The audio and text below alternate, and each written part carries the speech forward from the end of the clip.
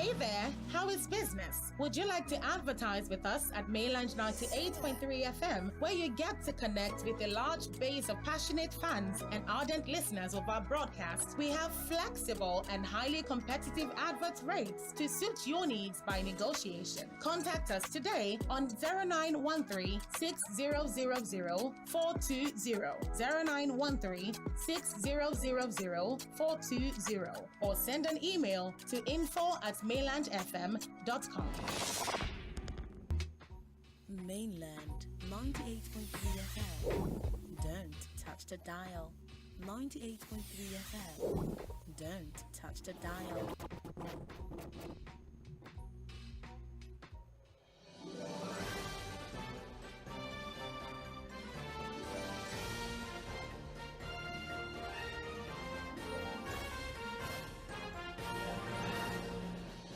Beautiful morning to you and yours. Welcome to Mainland 98.3 FM, the sound of Lagos. My name is Sage Babalola, and it's time for Trends in the Papers. Thank you so much for tuning in. We look forward to an exciting conversation with you as we go through all of the reports that made it to the front pages of our dailies. We do have the papers here with us, and together, myself and Fuhad Saheed, of course, would be going through the papers and having conversations about the stories, or at least the major stories. Sage Babalola is my name once again. It's Mainland 98.3 FM, the sound of Lagos. It's the 8th day in the month of June.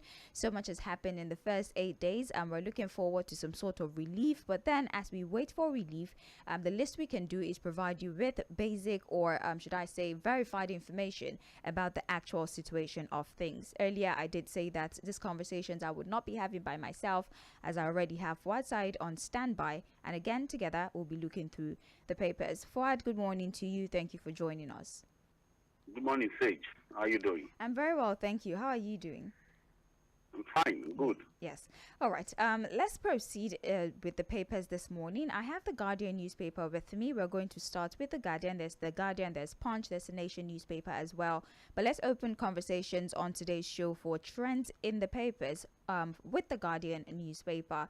The major story here, as reported on the front page of the Guardian, is uproar over NNPC's sleazy $25.9 billion oil swap and 13.9 trillion naira subsidy payment. There's a representation, a visual representation of the many extractions of fuel, or should I say crude oil, after processing, and they're trying to basically analyze how much we are losing just by sending out our crude oil to be refined and sent back. The fact that we only majorly get PMS at the end of the day. But then that's not even the primary area of focus for this story. They're giving us an insight into all of the many, should I say, questions that have been raised about the oil swap deal, and also the amount of money that we have spent when it comes to fuel subsidy, especially under the Buhari's administration.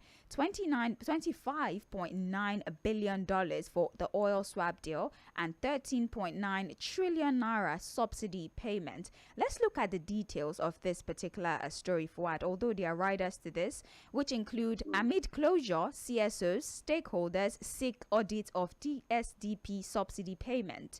NNPC turned down our request for details of DSDP contract, says CTA. Experts fear auditing of DSDP subsidy will achieve nothing.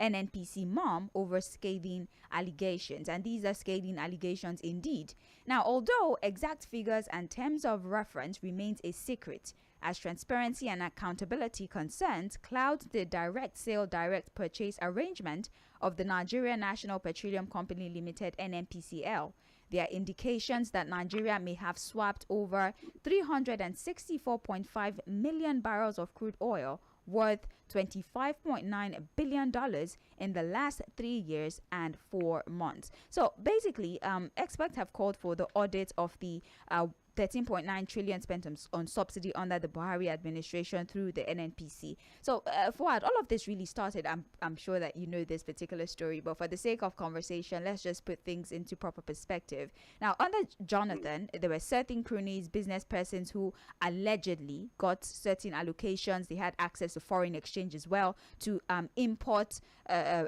petrol into the country, of which the Buhari administration said that it was riddled with a lot of problem. And even when they came into power, this alleged permission that was granted to private bodies caused a lot of problems. And because of that, the NNPCL, that was referred to as something of a last resort, were asked to start importing fuel. They were given that major importer title, and all of the expenses that they use for this process should be recorded under recovery. Now, we had our debt to oil trade running into almost $3 billion. And also the problems with our refineries was making the process difficult for NNPCL. And allegedly, to get through that difficult situation of the $3 billion debt and also the inability to fix the refinery, they had to start with the DSDP. They had to start with the oil swap deal where, we give you crude, you give us, the products back. So under this certain plan, there were phases to it, right? From 2019 to September 2020, that was the first phase. It ended in September of 2021, and that was where it was supposed to end. But for some reason, the second phase was extended by 3 years and 4 months. And in that period, more than 300,000 barrels per day were provided to 15 company pairings. And I just want us to understand how much money we were supposed to make. That's why I'm trying to say these things one after the other. Now, with that deal, there's a certain amount of money we were supposed to make. Now, in 2019-2020, when crude oil prices were $41 per barrel, we swapped about 300,000 barrels per day, and that is about $4.4 billion. That's how much we are expected to make by that swap on an average. In 2020-2021, crude oil price was $71 per barrel, and we're supposed to make about $7.7 billion. I mean, 2021-2022, we were supposed to make about 10.9 billion, and the remaining 4 months, 2.9 billion. Fuhad, it would surprise you to know that all of these monies are unaccounted for. I mean, we know that the swap deal happened, or well, let's say allegedly it happened. And all of this money that we were supposed to make is nowhere to be found. Aside from that, these company pairings, these private bodies that the government worked with are saying that they're still being owed crude oil, and the states might have to pay for the oil that they're being owed. And all of the some of the crude oil as well, there were deals that were supposed to be made with local refiners here in the country, over 440,000 barrels per day. But even the local refiners here in the country have nothing. So we don't know where the crude oil is. We don't know where the money is. And we're owing private investors or private stakeholders in the oil sector crude oil. Fuhad, it's a lot of information. I don't even know if people were able to process it. So I will try and break it down, make it very simple. Because again, what I would do is to encourage every listener this morning to look for the Guardian newspaper of today to read that story. Because there are a lot of revelations in that particular story. There's a lot that we need to digest from that story. So many figures being quoted. Yeah. But I'll make it very simple. Basically, say, the DSDP is called Direct Sales, Direct Purchase, which basically means that, look, because our 4 refineries not working, ordinarily the entire 4 refineries of Nigeria are supposed to process about 440,000 barrels of crude oil per day. That the entire allocation to the 4 refineries is supposed to amount to about 440,000 barrels of crude oil per day. Now, because none of those refineries are working, what we did, because eventually we got to a point where we could not pay for importation of fuel again. It had gotten to a point where we could not really pay for, there was forex issues and all of that. Yeah. So the NNPC at that time entered into an agreement with foreign refineries and some foreign investors and contractors to ship this amount of crude to them and then get refined products in return. If you understand what I'm saying. Yes. So what it means is that the 440,000 barrels per day, since we cannot refine it locally because our refineries are not working, we ship it out to foreign refineries and contractors, and then we get refined products back in return. I think we get that now. Yeah. So all of the values you've been quoting are supposed to be the values of refined products you are supposed to get in return. If you understand what I'm saying. That was why you see that at some point in the story, we were talking about the times when the value of crude went up. Yes. So what we have done in the last 3 years and 4 months is to swap crude that is worth over $25 billion. And within that same period, we have done over 13 trillion as subsidy payments. Now, these are the big questions. And if anybody was wondering why I felt so irritated and annoyed by the interview of the NNPC GMD, I like to call him the GMD. I'm sorry. And that's my choice. Because I still have a lot of questions about the transition of the NNPC to NNPCL. That transition is shoddy. It's fraught with a lot of suspicion, and I think it's opened the books. Why we already transited from NNPC to NNPCL when there are still many questions about the operations of that particular body. Now, this is it, Sage. What have we been able to get in return? Really? Who is taking account of this oil swap deal? Right. Were we able to get the exact amount of oil, refined products we're supposed to get? What about other extractive, commodities that to get from crude oil? Kerosene, diesel, and every other thing. Did we get them? No. Then the subsidy payments we were paying, if we had an attempt to give crude and get refined products in return, what exactly were we paying subsidy on? Right. You understand what I'm saying? Yes. So are we saying that the subsidy payments that almost go to about 3 trillion to 4 trillion in 1 year, just importation land cost? You know what I'm saying? You give crude, you were supposed to get refined products in return Right. for the amount of crude you have given. So what exactly was the subsidy we're paying? Unless they tell us that, look, whatever we're giving daily was not enough to take care of our daily consumption needs. And so we still have to import refined products apart from the DSDT deal.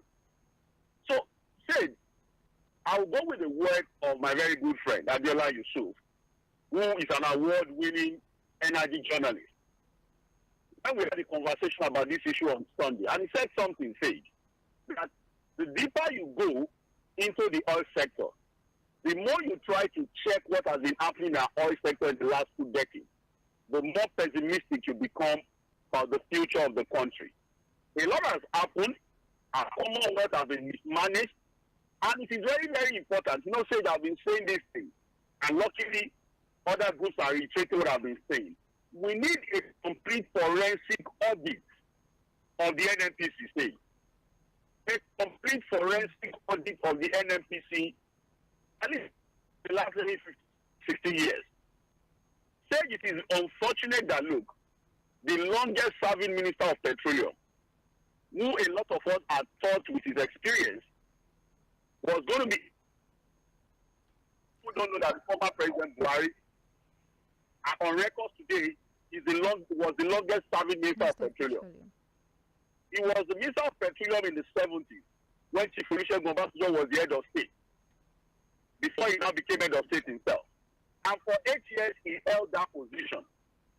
He saw the period when Nigerian refineries were working to full capacity. And for 8 years, we could not even fix one. That's why I got very annoyed. When the GMD of NNPC in his interview tried to down the need for us to have functional refineries in Nigeria by saying that, look, we're not really going to be saving anything. The price. If you look at all of the shenanigans, the corruption, the mismanagement of funds, and what we've been wasting from not having refineries in Nigeria, you understand why I called for its immediate probe and removal from that position. He had that kind of mentality that indeed having local refineries working did not really matter. If we're not even seeing anything, we are still ourselves from this humongous corruption. Fuhad, the quality of the call is dropping. If it's possible for you to, I don't know, maybe change position or something. Is it better now? Yeah, yes, we can work with this, yes. Wow. So what I'm saying is that, look, when I join my voice with that of millions of voiceless Nigerians and ordinary Nigerians who are suffering today because of the mismanagement of their Commonwealth and the lack of capacity of government to do the right thing, so please call on the EFCC to immediately stop the probe of Yahoo Boy because it's not necessary. we have a bigger thing to deal with, please. I'm sorry, because they may say they don't have enough personnel to really dig into this NNPC charade that we have. So can they just stop the probe and investigation of Yahoo boys? We have the bigger Yahoo to deal with now. And that is the operations of the NNPC in the last 2 decades. We need to go into it. We need to dig deep into it, say. Because the reason why we are suffering today, the reason why we are buying fuel at over 500 naira per litre is all of these revelations you are seeing in the paper, say. And President Bola Ahmed Tinubu must show Nigerians that, look, I understand that you are suffering, but I'm committed to ensuring that your commonwealth is recovered from these cabals who have sucked Nigeria dry. It is very, very important, say. Again, we can't dig into all of the figures. I encourage all Nigerians listening to us to buy the Guardian newspaper and read that particular story. What is called the direct sales, direct purchase of the swap deal, and what has happened to the Commonwealth of Nigeria. Right. Well, thank you very much, Fuhad. I'm glad that you were able to simplify it, because, to be honest, the figures might have you a little bit confused. But if you just take your mind away from the figures, right, it's a lot of money, and you'll be wondering, how is it that this money was it's not being recorded? There's no evidence of its presence in any way at all. Where's the money? What exactly was the essence of the swap deal? I mean, it was supposed to be something of a barter, right? We give you crude oil, you give us products. So it begs the question, the very important question. So what exactly were we subsidizing? Because it's just an exchange. It was an exchange. So first things first, the whole idea of subsidy was a scam now has more depth. It's not that you're paying more money. The real question now is, why exactly was that payment even in existence at all? I guess when we open the phone lines, people will get people's perspective on this and their understanding of this particular swap deal, and why a lot of questions are being asked about the humongous amount of money spent subsidizing a deal that initially was supposed to be a barter of some kind. You can the story is on the front page of the Guardian newspaper, and more information is on page 6. Let's move on to other stories here. We have here page 5. Ensure your appointment reflects merits, diversity. Can clerics advise Tinubu? This is, I'm pretty sure, is about the appointment of his cabinet, because we've spoken about the importance of having the right team Tinubu to make conscious effort in stabilizing his government. By Daniel Oko, said the association acknowledged that Nigeria leader is taking office one at a time, while virtually all sectors of the economy are yearning for attention. The new president, Bola Tinubu, has started to build together his cabinet. I believe that one of the first announcements was Femi Gbajabiamila, yes, as the chief of staff. And I don't think there's been a lot of controversy about that. People don't seem to have a problem with his appointment. But then the Christian Association of Nigeria is saying that this should not be something of a reward for support in the past. This should not be, this is a terminology of mine, but this should not be like a family meeting of some kind. Don't reward people with positions. Thank you. That's the right nomenclature. Don't reward people based on the relationship that you have politically. It should be based on merit, and it should be a reflection that you're really for everybody and not for a certain group of people. Fuhad, do you think there's anything wrong with this advice? I mean, this is something that we should do, right? A perfect advice to President Bola Ahmed Tinubu. Although some of us are a bit hopeful, because again, if you are going to look at his records when he was governor of Lagos State, I must say that he was also able to assemble a team of commissioners and advisors who were purely technocrats and people of sound minds. We can't forget in a hurry that, look, the immediate vice president was one of the people he brought into the government at that time. We're talking of Professor Yemi Osinbajo. You know, how he was able to also get Babatunde Raji Fashola as chief of staff, who eventually became that, look, he would replicate that with can that, look, we should look at some, interest in the diversity of Nigeria. We're a very diverse country, and it's important that in everything we do, we're hanging by the tree. And it's important that, look, we put in square pegs in square holes. We ensure that people we appoint are not just politicians and are getting appointment because of what they contributed to the party. It should be people who know somebody who is well grounded in that field. Just imagine that, for example, in the Ministry of Housing, you choose a Minister of Housing who has been in the housing sector for years, who understands the principles of mortgage, the complexity of the housing sector. it will be very easy for the person to set up a meeting. I had to consult. All right. Yeah, I have to tell professor to give me a template. And the reality is that, look, when you are not pick out loopholes from it. So we need to beg the president. Nigeria is on its knees now. We're in that need of experts, competent hands to get Nigeria out of the doldrums that we have found ourselves. Right. Thank you very much, Fuhad. This is on page 7 of the Guardian newspaper. Let's look a little bit into what's going on in Ondo State or Ondo politics. Now, the writers to this story, EXCO members disunite, pitch tent with Aye Datiwa. Fuhad, please tell me I said that correctly. Yeah, it's fine. Okay. It's at least 50%. Alleged claim that Ondo State Governor Oluwaroti development.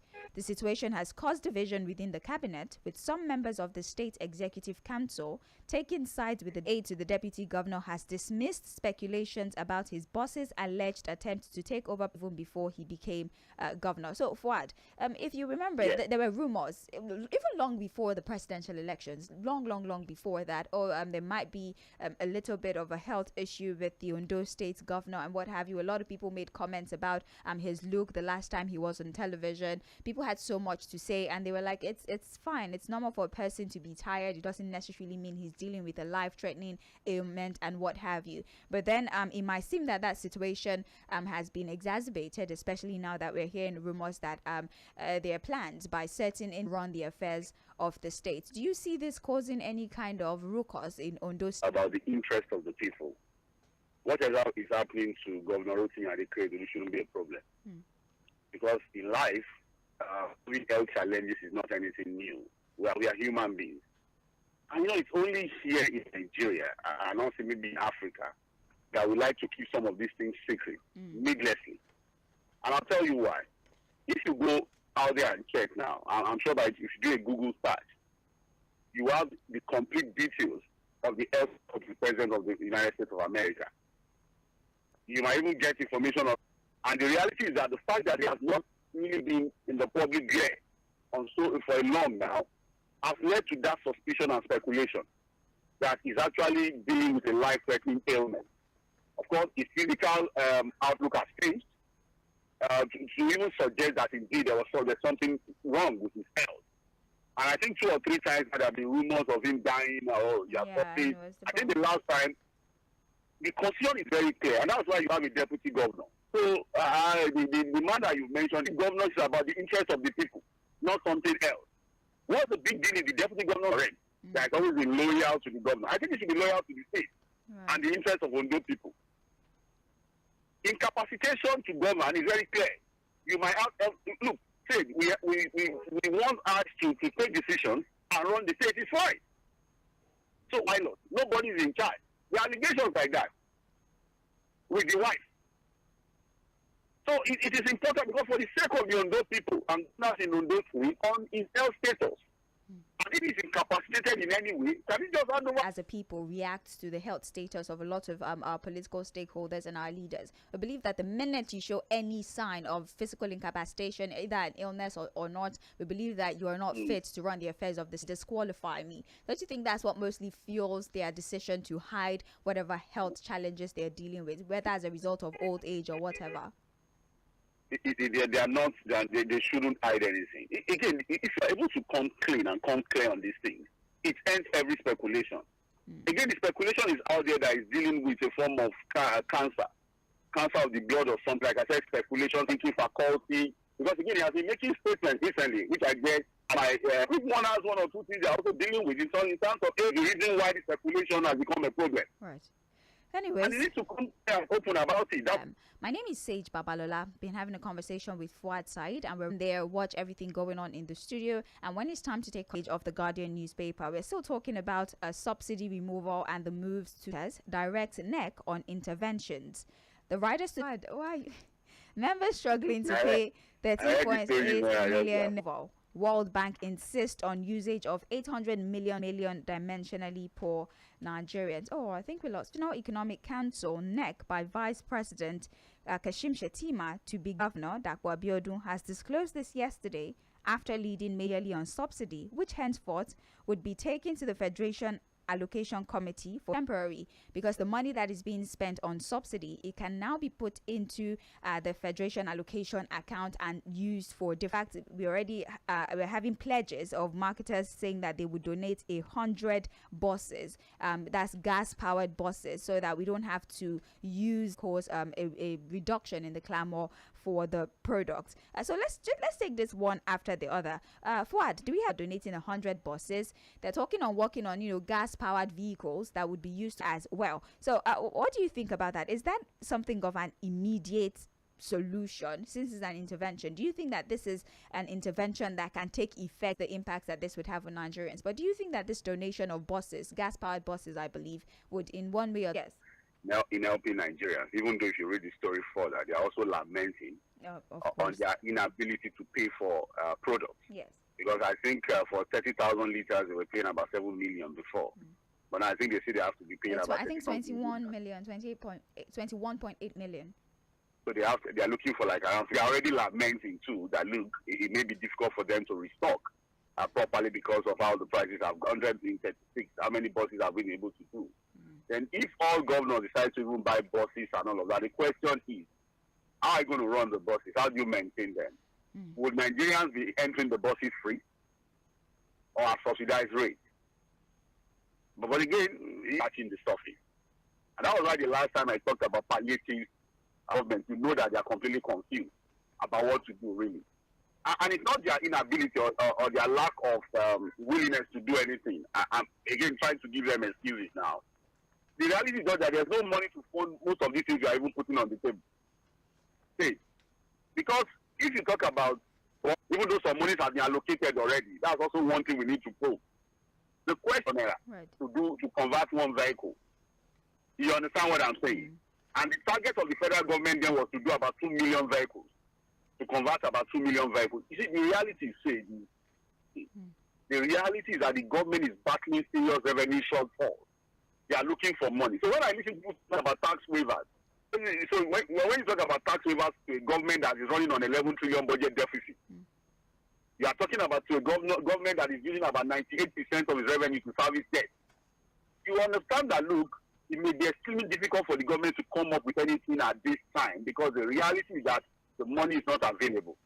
Maybe in the next 1, 2, 3 years, when the government is able to tighten governance, fight corruption, ensure there's accountability and probity in our public space, we may not begin to have enough money to deal with some of these things. But I say that in the immediate for itself, recalibrate itself, rearrange itself, that is if they are able to do the right thing, tackle corruption, when we are even able to save anything and then begin to push for a better life for Nigerians. But for now, Nigerians, my suggestion, is distributed to the poor. I can understand maybe because of the way the loan was given. I can't remember the name of those kind of loans. There's a bit, but they insist that loan must be distributed to the poor. Why are they insisting so much? Why don't they just grant us the loan and let us use it to, I don't know, fix the refinery, something? I don't know why. These kinds of grants, before it is approved, always comes with conditions. In fact, as we are approaching the World Bank for this kind of manage that fund, and if you look at the way the World Bank has even structured the grant, they have said that they are also going to be part of is insisting. You know, there are still questions as to whether we have actually gotten this loan. Yes. Has it hit our account as a country? Has the money hit our account already? Because again, there's been a lot of back and forth.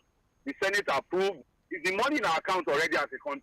We don't know yet. They just said secured. That's all we're talking. So imperial institutions, neo-colonial institutions who continue to encourage us to do all manner of things.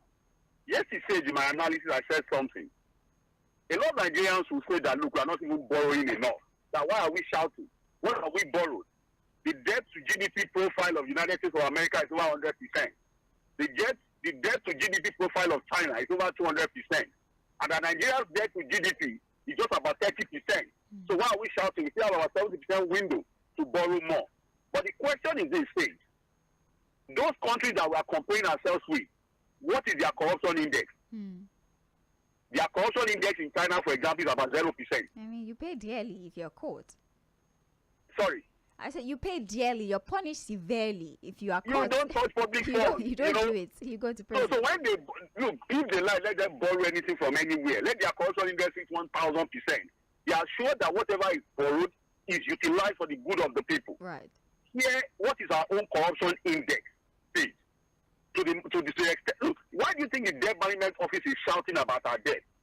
Why do you think Bernard Kagweze is warning us that our debt is not sustainable? Again, we need to ask ourselves, what is our revenue to GDP? If 90-something% of our revenue is used to service debt. So we need to look inward, and ask ourselves these critical questions before we go on a borrowing spree again. This debt is not For our time, we need to move very fast. Let's look at this. Let's look at this last headline here before we move to Punch newspaper. Nigeria loses $2.7 billion to beans exportation ban. Now, stakeholders have raised concern that Nigeria has been losing $382.5 million yearly to the ban on beans exportation by the European Union in the last 8 years, bringing the total loss to about $2.9 billion. Because of our time, I've been able to peep into the story before we came on air. Basically, it's because of the quality of the products we're exporting. Apparently, our farmers still use pesticides to preserve the beans, and it has been responsible for a number of poisoning. And so these countries are rejecting beans from Nigeria. Well, not just Nigeria, other African countries as well, but we're highlighting Nigeria because that's where we are, because our farmers are still using, pesticides. They're using certain harmful chemicals to preserve their products, and it's causing health issues in the countries they're being sent to. So Europe, the European Union, is rejecting food products from us, and of course, and continue rejecting it. The same thing happened with yam a few years ago. They didn't want the yam as well because preservative methods were quite harmful. So I really don't know what's going on with us in this part of the country. We're supposed to be the food basket of the continent, Fuhad, and look at us. They're rejecting our food products. Fuhad. Yes. Okay. Can you hear me? Yes. We lost you. That was why the last time I said that. Again, we said it this morning. Again, we need people who understand, these things to occupy positions in this country. The Minister of Agri should be someone who understands these things. That look, agriculture is not just about planting these things. Agriculture also has its own economy. How do you plant? How do you transport? How do you preserve? How do you export to meet international standards? It must be somebody that understands this chain that should be the Minister of Agriculture. So that at the time he's sitting on the table as Minister of Agriculture, he's talking with the civil servants in the ministry, he's bringing in experts. When the farmers are talking to him, he understands their language. And he's able to set an agenda for us to really diversify our economy and get the best from agriculture. That is why it is important that the president, we are begging him, should not use the ministerial appointment or any appointment as a weapon of political patronage. Nigeria needs experts now, people who know what they are doing, incorruptible people who are going to commit themselves to serving this nation. And that's why I said that, look, the idea of Minister of Agri and rural development is not true. Rural development is different from agriculture. Fuhad, we cannot hear you at all. It's Fuhad telling ya. Okay, I don't know if it's possible for us to fix this. If you could change your position, maybe we disconnect and reconnect with you again. No, it's actually, I can hear you very faintly, but I don't think that people can hear you at all. What we'll do is let's disconnect and try to call you back. Let's try that. We sincerely apologize. It's the rainy season. This is expected. So let's move very quickly to the Punch newspaper. Let's pick some of the stories that we haven't addressed from Punch. So we have the major headline here as Tinubu Shetima governors to work on salaries palliative. So we've spoken about this. This is basically the conversation that the president had with the governors on how they're going to work on palliatives, distribution of the palliatives, an increment of salaries and what have you. So some states have started certain implementation, should I say programs, as some have cut down work days 2 days a week, increased salary to about for the minimum wage from 30 to 40,000. So these are just some of the things that this story encapsulates. But let's move to stories that we haven't addressed. National Assembly, Tinubu APC move to appease anti-zoning members. Fuhad, as it is, as you know, the zoning and micro zoning caused a lot of ruckus among the party. There's a lot of infighting that this decision birthed, and now we're being told that the APC and also the president is thinking of ways, is meeting with some of the aspirants who are hurt by the decision to micro-zone and find a way to appease them. And I don't know how they intend to appease them, but then just to minimize the infighting that the decision to micro-zone is. How would I know, FY? I'm not in the party. I'm in the National Assembly. Well, what do you think they're going to do? Give them appointments, or what exactly is supposed to help? Okay, moving forward, Fuhad. There's no. Let me just. I understand. The reality is that, look, what will eventually happen is that, look, these dissatisfied members would be promised all manner of things. It's not being appointments really. It will now be sharing of what is called juicy committees. There's what is called juicy committees, quote unquote, in the house there. Right. But I will not be the one to define what a juicy committee is. Yes, let's not do that. It's not all politics. I'm sure they'll sort themselves out. Right. So let's just move. Fuhad, there's this very interesting story here I want us to look at. Fuhad, please, let's just work with me. I'm so sorry. I spent so much time talking about the subsidy issue. Yes. Poor debt reading states give governors jumbo exit package. Anyhow you want to say it. But you know what we mean. Let's just look at this, Fuhad. Now, the 10 poorest states in Nigeria, all local and foreign creditors, about 1.18 trillion naira, according to findings by the Punch.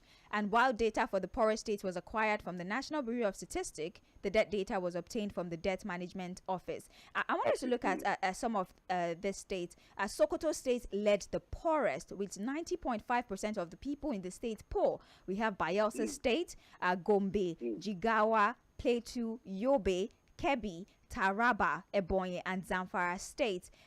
Overall, 65% of poor people, that's 86 million people, live in the north, and 35, nearly 47 million people. They're giving us statistics of the top 10 poorest states and how much they owe. And apparently, they're supposed to somehow milk themselves and provide huge pension, huge jumbo exit packages for the governors who led them into their current state of indebtedness. Who practically did nothing as governors to change the fortunes of their people. Please comment on this.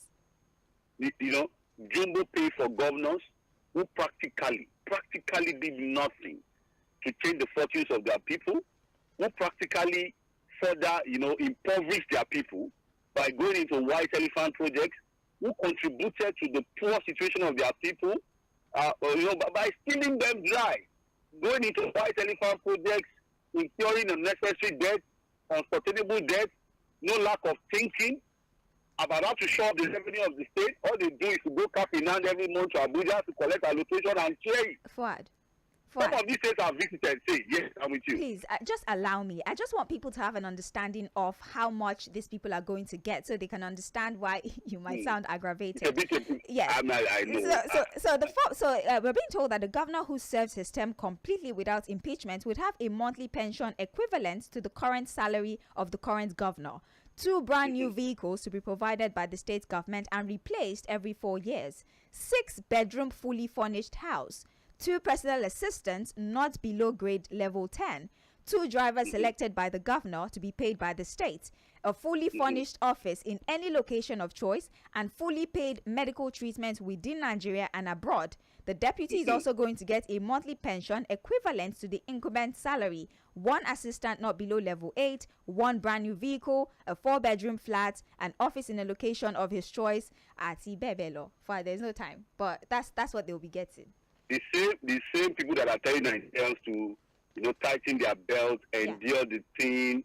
Let's just continue to, understand with the government. There's no money. We need to remove subsidy. Look at what the governors of the 10. It's not just the 10 poorest states. So, but like the Punch newspaper is limiting their report to the 10 poorest states. But this is also reflective of what is happening across the 36 states, except for 1 or 2, 3 states where the governors cancelled this jumbo package. But even without the jumbo package, they have all their 10 in the treasury of their state. It's unfortunate. Very unfortunate indeed. Well, other headlines here: 427,962 Nigerians in diaspora get national identification number. I hope that we're able to dive into this. It cannot be today, unfortunately, but they get their national identification number. I'm trying to think of what influence this is going to have. Would they be able to participate in issues happening in Nigeria even whilst they're in diaspora? I want to see the advantage of this. Anyway, customs uncover 25 duty evading factories in Lagos. Apparently, there's some companies who have refused to pay their taxes. Yes, and customs have intercepted them. Now, NNPCL to cut fuel import from August. So, Fuhad, our importation would be minimized from August, according to the NNPCL. I will not bother to ask you if you believe in this or not. I will not ask you. I can never believe. Fuhad, I will not ask you. I will not ask. And NNPC that has a lot of questions to answer. Never. Fuhad, No, it's not me. Fuhad, I will not ask. That's why I don't bother to ask you. But then they're saying that they will cut fuel importation by August. Let's see if they will truly cut the importation. I'm not interested. They should answer the questions we're asking them for. Why say God forbid bad soon? Anyways, moving forward to Vanguard Newspaper. The headline: unpaid gratuities, pension, wages choke states.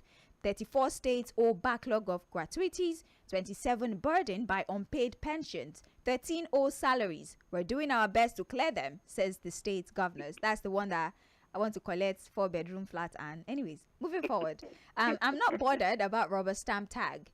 It is not in Tinubu's interest to impose leadership on the 10th National Assembly.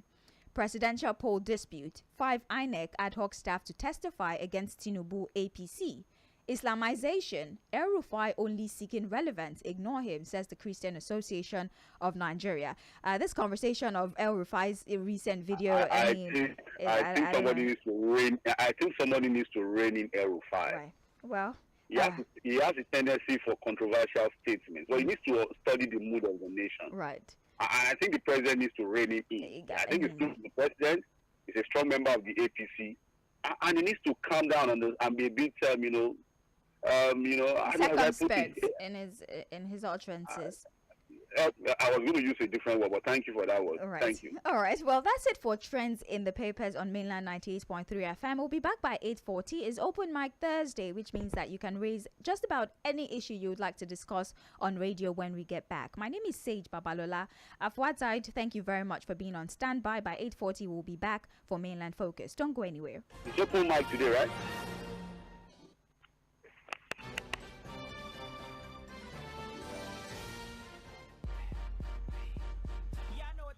98.3 Mainland FM.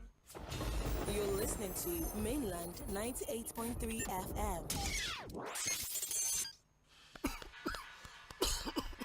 Oh boy, this your coffee? Baba, I don't drink medicine, tire. Self-medication? No, nah. What did I go do?